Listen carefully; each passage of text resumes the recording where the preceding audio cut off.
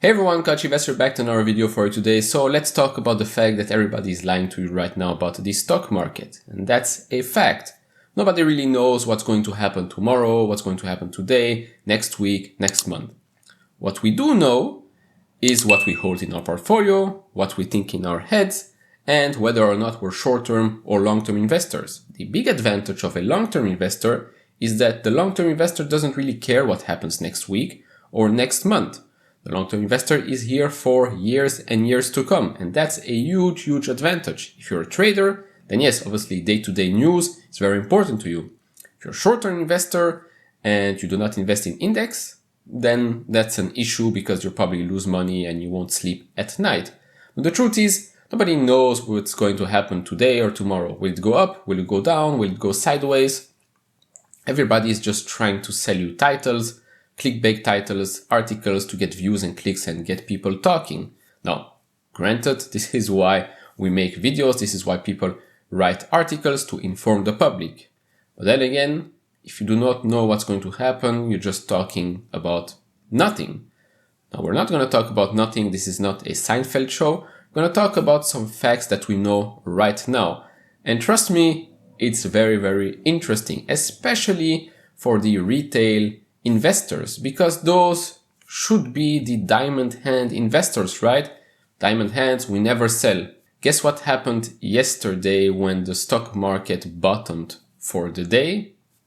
We're gonna have a look in just a bit. Talking about what happened yesterday was an incredible day, totally crazy. So here are a couple of numbers. So I'm gonna pull up some tweets from some interesting people here on Twitter. So this is from Ryan. The S&P 500 is about to move into a 10% correction. What stands out, as we all know, is it happened fast, really fast. And that is very, very true because the past couple of corrections have happened extremely, extremely fast. Here are the only times it took less than a month to move from an all-time high to down 10%. And here's the good news, is that 6 months later, never lower and up nearly 15% on average. So as you can see here, these are the days to a 10% correction. And every time after that, the next 3 months, you're up on average 7% or so. Then the next 6 months, you're already up double digits. The next 12 months, double digits as well. So again, take this opportunity to pick out some good positions for the long term. Next up, we have this tweet here from Mark with a Cool Cats NFT profile picture. So January 2022 is the 10th worst Nasdaq drawdown in history. And just to be clear, we're not even at the end of the month, so a lot of things can happen still. We can go up or we can go down even more. And then last one with regards to what's happening in January, and that's the fact that, well, the Nasdaq is now looking at its worst January performance on record, dating back to the index inception in 1971. Right now, it's down 12.15% year to date at the time of making this video. You might ask yourself, but you just said it's 10th. Well, this is just for January. So if you're down year to date, by the way, if you're not down year to date, bravo to you. But if you're down year to date, don't be disencouraged, because as you can see, January is one of the worst months, or January 2022, one of the worst months in history. So there's really nothing that you could have done because we don't know. We don't have a crystal ball. We don't know what's going to happen. Yes, you could maybe see it coming with interest rates, with the Fed, with everything that's going on in the world right now. But then again, if you're here for the long term, this to me is an opportunity. Now, the market was also extremely, extremely volatile. Yesterday, you can see here the volatility index spiked to over 38. The last time we were that high was actually 1 year ago, January 27, 2021. Now, as for the S&P 500, we now had a drawdown of about 12% on that. Obviously, it has gone up yesterday. And if you look very, very closely, it has finished just above the 200-day moving average, which is a good thing. But then again, it's just 1 day.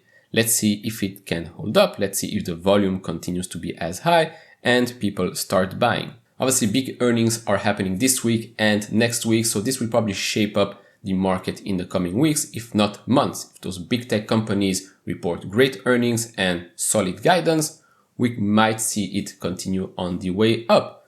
Now, remember we talked about the retail investor being paper hands and not diamond hands? Well, this is exactly what happened yesterday. And again, at the worst time ever. So Joe here tweeted out a part of a Bloomberg article. So it says here that in a spasm of panicked selling early Monday, retail investors offloaded a net $1.36 billion worth of stocks by noon. Most of it in the first 4 hours, according to the data compiled by JP Morgan Chase & Co. strategic Peng Cheng. By his estimate, share disposals were 3.9 standard deviation heavier than the full day average in the previous 12 months. And we all know what happened next, right? We all know how the day ended. Everything basically went back up. So retail investors, great job being diamond hands. And maybe that's because, well, I don't know, a YouTuber with 1.8 million subscribers said that he sold everything. Right now is really not the time to sell everything, I'm sorry to say. But then again, if you're a real estate agent, then obviously financial markets isn't really for you. Especially if you've been saying to everyone that you've been buying the dip for the last 12 months and suddenly you sell out everything. Karma is a bitch. Now, moving to the next topic, and that's the current geopolitical situation around the world, right? We have Ukraine, Russia, China, Taiwan. It's crazy. I don't know how else to put it. It feels like since 2019, we just can't catch a break. What's going to happen with Russia and Ukraine? Honestly, I think it's going to escalate. What's going to happen with China and Taiwan? That remains to be seen because that's a bigger, much bigger story there. But right now, expect more volatility, expect more markets drawdown and then going back up. Just be careful with what you do. If you are not certain with your moves, just don't do anything.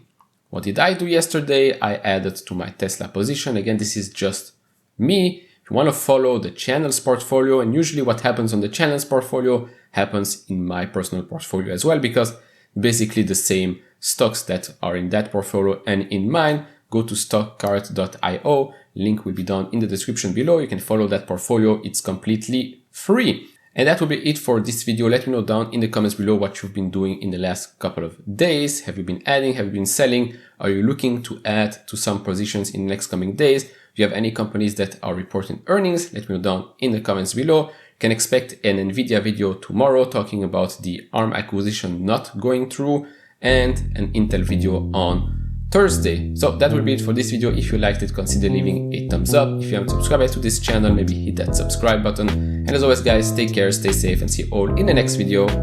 Bye bye.